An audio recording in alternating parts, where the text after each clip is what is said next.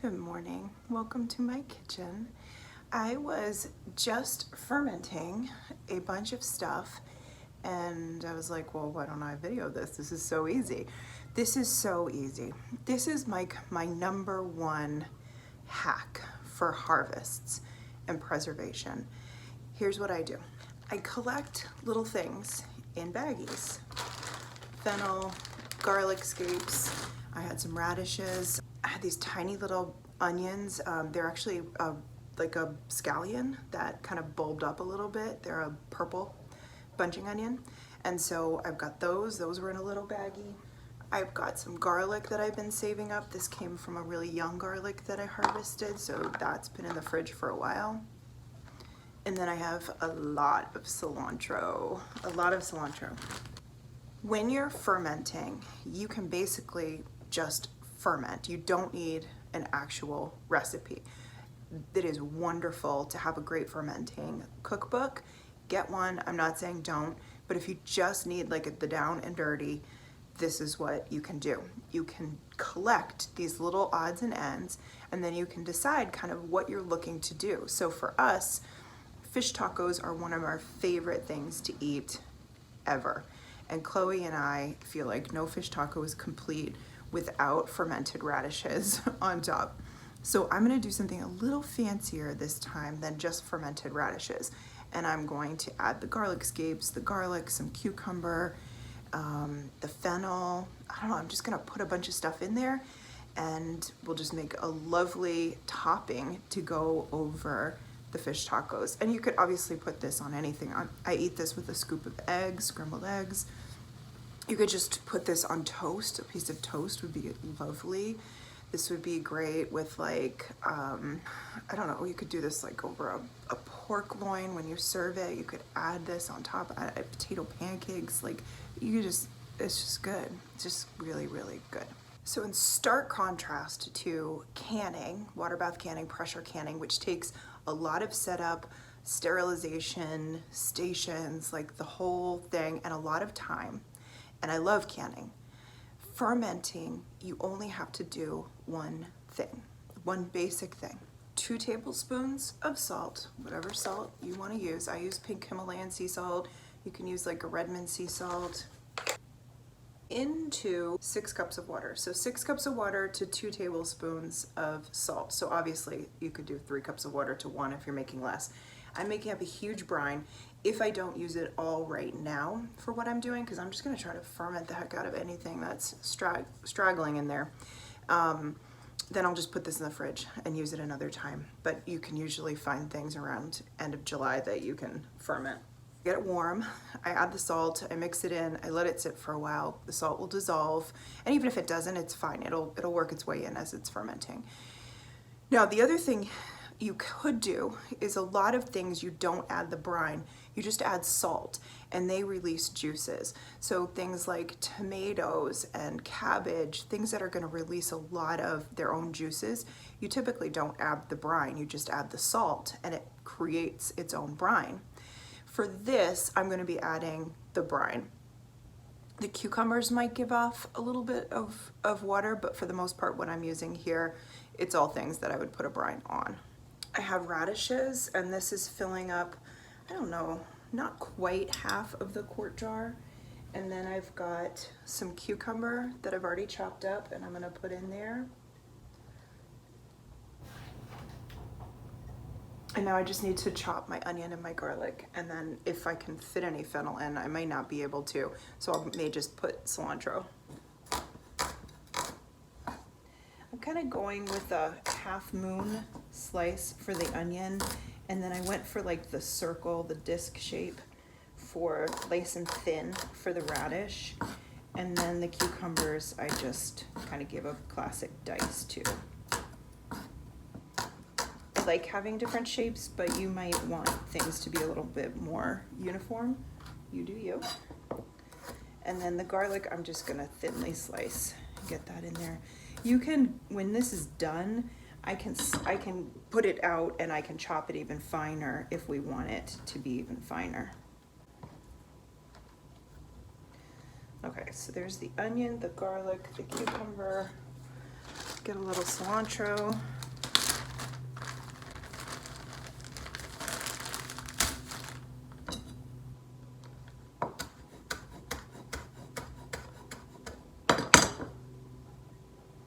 I'm gonna go a little heavy on the cilantro because I love it.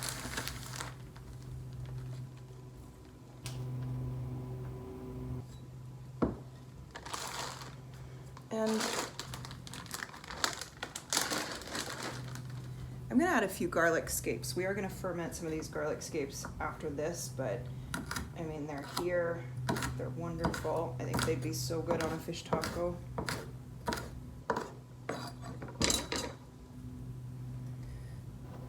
Okay, so there we go. Then I'm gonna put my funnel on the jar. I've got my brine. You wanna leave a little bit of space here because there's gonna be some bubbling gases as it ferments. Now, often I use a spring to hold the vegetables down into the brine. I also have glass weights that you can set on top of here. If I need to, I will set a glass weight, but for now, everything's staying nice and under the brine, so I'm just gonna let this be as is for now. I check these daily, sometimes a couple times a day. And then your next step is you just set this on a plate or in a bowl, and you put it in a nice, cool, dark place. I usually just keep it on my counter. It's not particularly cool or dark, but that's what I do.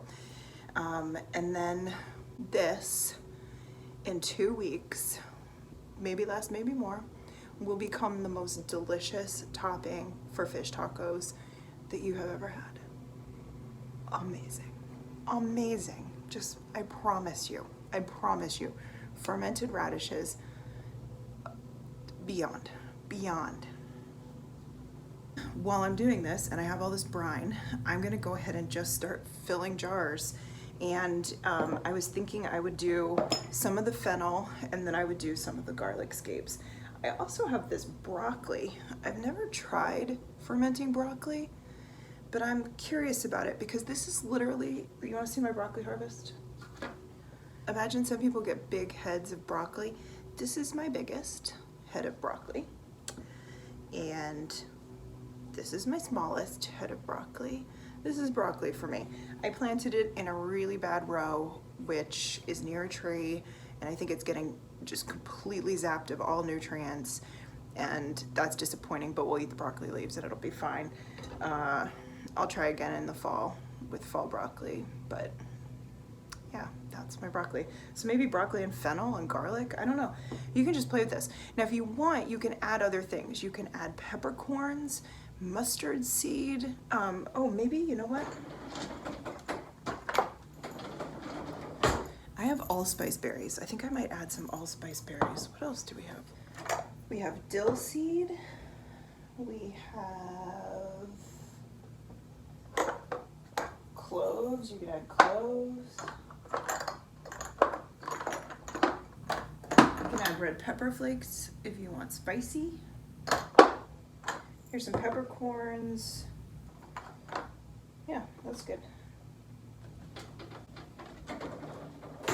So I've got dill seed, I've got peppercorns, I've got allspice berries, so you can add anything you like, mustard seed. I'm just gonna add allspice berries to the fermented radish mixture, the radish topping. And then for the garlic scapes, I will probably add peppercorns.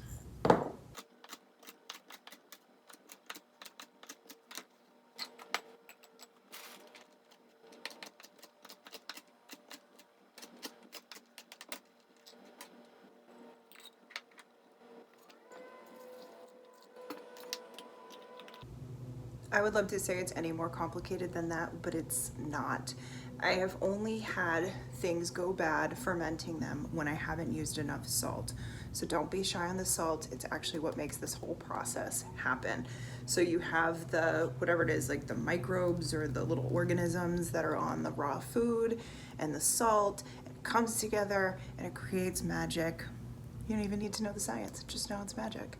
And so it's about 2 weeks usually. You gotta taste them and you gotta like smell them. You'll start to know what you like. you'll start to get an idea. Like when I first started doing it, I stopped them way too early. And my friend Allie was like, no, you gotta let those go longer. I let them go longer and it is amazing. So a nice sour bite to that ferment. And then you either need to put this in a very cold place, like a cold storage room, or you need to put it in the fridge. So this is where it can get a little tricky with how you keep your ferment. So what I do when my ferment is done, I transfer them to these containers and then I label them, seal them, and these are stackable.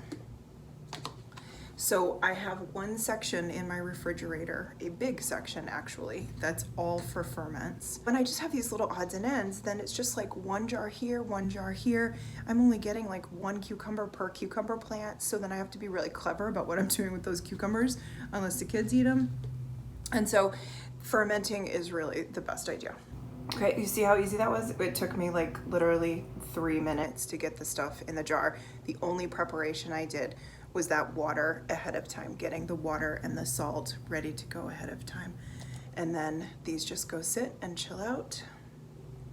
Okay, this has nothing to do with fermenting, but I put some hard-boiled eggs into my pickled beet leftover brine after I ate the beets. And I'm about to slice into it for the first time. It's been there for a couple weeks. Oh my God, look at that. That is beautiful. Pickled egg. Southern roots here. I got some southern roots. Okay, as I'm enjoying this egg because it's delicious, I'm going to show you what else I do. So as I take something out, I put something in. There's still 2 hard-boiled eggs in there, but this was our first banana pepper that we picked. And I'm just gonna throw it in there and it'll just pickle in this delicious ginger beet garlic brine. It's got some cinnamon in there. And then we'll munch those eggs and then it's just like keeps giving, just keeps giving. I just ate that egg and I am so happy. That was delicious. I think that's the next thing we'll do. We'll make this ginger garlicky pickled beet for canning, and then you'll know that you can do the same thing. You can get your pickled eggs going, you can use the brine after you finish a jar of the beets. So good. Use your brine, like don't get rid of it. You can put it in potato salads, you can put it in tuna salads, you can put more things in it and do a quick pickle in the fridge. Like you're not gonna recan that, but use it, like it's so good. Okay, I have to show you this one real quick. I just did some pole beans, yellow summer squash, green zucchini, peas, cilantro, allspice berries, garlic, and peppercorns. Look at that. Look at the peas. Look at those peas. I'm excited about this one. So I'm glad I chose to hang out with you rather than listen to my audiobook when I fermented this morning. But now I'm going back to my audiobook and I'm gonna finish and just make a bunch of yummy things. And please, please, please, if you have favorite combinations of fermenting, leave it down below. Tell us all about it. 3 cups of water, 1 tablespoon of salt, 6 cups of water, 2 tablespoons of salt. And you know, these lids are invaluable to me. These are fermenting lids. They allow some of the gases to come out. If it's gonna kind of explode, then it just starts leaking, and that's why you put it on a bowl or a plate. Okay, that's it. I'm gonna stop talking. Thanks for being here. Appreciate you. Happy fermenting.